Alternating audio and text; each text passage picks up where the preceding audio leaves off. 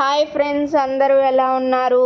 ఈరోజు వీడియో వచ్చేసి ఫ్రంట్ పార్ట్లో డాట్లు సింపుల్గా ఏ విధంగా స్టిచ్ చేసుకోవాలి అనేది ఈ షార్ట్ వీడియోలో మీకు చూపిస్తాను.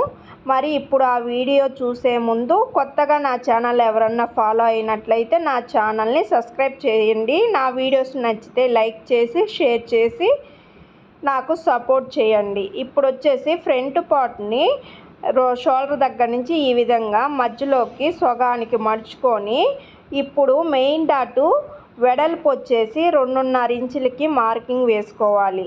ఇప్పుడు మెయిన్ డాటు పొడవు వచ్చేసి 2.75కి మార్కింగ్ వేసుకొని నీట్గా మెయిన్ డాటుని స్టిచ్ చేసుకోవాలి.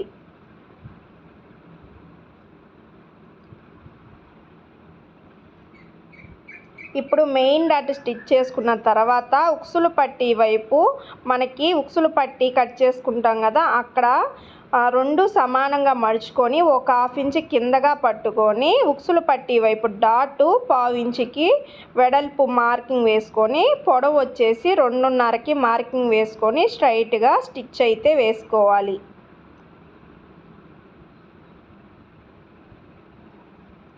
ఇప్పుడు మెయిన్ డాటు ఉక్సులు పట్టీ వైపు డాటు వేసుకున్న తర్వాత మెయిన్ డాటును బట్టి చంకలో డాటు కూడా స్ట్రైట్గా నీట్గా పట్టుకొని చూసుకొని 4 ఇంచులకి మార్కింగ్ వేసుకొని నీట్గా స్టిచ్ అయితే చేసుకోవాలి.